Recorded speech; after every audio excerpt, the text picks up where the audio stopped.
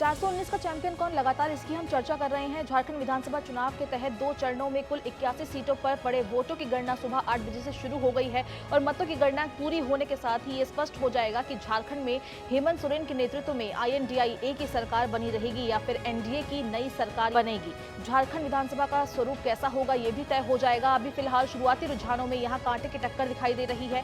वहीं महाराष्ट्र की अगर हम बात करें तो यहाँ पे किसकी सरकार बनेगी इसका भी फैसला आज हो जाएगा। महाराष्ट्र में 288 विधानसभा सीटों पर 20 नवंबर को चुनाव हुआ था। महाराष्ट्र लोकसभा प्रतिनिधित्व के मामले में दूसरा सबसे बड़ा और भारत में विधानसभा की ताकत के मामले में तीसरा सबसे बड़ा राज्य है। महाराष्ट्र में महायुति और MVA के बीच सीधी टक्कर देखने को मिल रही है। इस महत्वपूर्ण चुनाव में एकनाथ शिंदे, अजीत पवार जैसे प्रभावशाली नेताओं का भविष्य तय करेंगे और राज्य के राजनीतिक माहौल को भी बदल सकते हैं। महाराष्ट्र के रुझानों में महाविकास अघाड़ी ने जबरदस्त वापसी की है।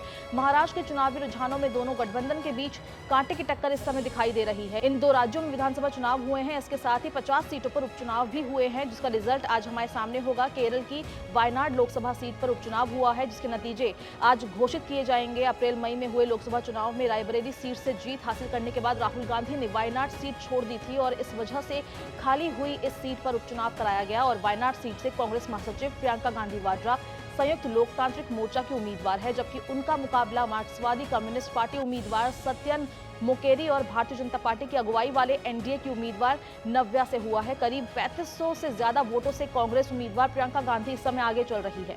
अब बात करें मध्य प्रदेश की तो 2 विधानसभा सीटों पर हुए उपचुनाव के वोटों की गिनती शुरू हो चुकी है। वोटों की गिनती सुबह 8 बजे से शुरू हो गई है और सबसे पहले बैलेट पेपर पर पड़े वोटों की गिनती शुरू की गई। बुधनी में जहां भाजपा से रमाकांत भार्गव और कांग्रेस के राजकुमार पटेल के बीच ये टक्कर देखने को मिल रही है। वहीं विजयपुर में कांग्रेस के मुकेश मल्होत्रा और भाजपा के मंत्री रामनिवास रावत के बीच ये मुख्य मुकाबला देखने को मिला है। आज सुबह 8 बजे से मतों की गिनती शुरू हो चुकी है। बुधनी और विजयपुर की विधानसभा सीटों पर उपचुनाव विगत 13 नवंबर को शुरू हुए थे और आपको बता दें कि आज इनका रिजल्ट हमारे सामने होगा। बिहार के 4 विधानसभा क्षेत्र हैं, तरारी, रामगढ़, बेलागंज और इमामगंज। यहाँ पे 13 नवंबर को उपचुनाव हुए और इनकी गिनती आज हो रही है। रिजल्ट आज आपके सामने होगा। इंडिया गठबंधन को शुरुआती रुझानों में यहाँ बढ़त दिखाई दे रही है।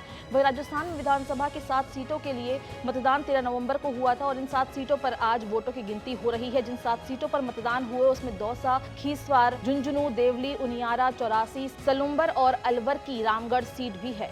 अब देखना होगा कि 419 का चैंपियन कौन होगा। क्या मोदी मैजिक चलेगा या फिर राहुल करेंगे कमाल।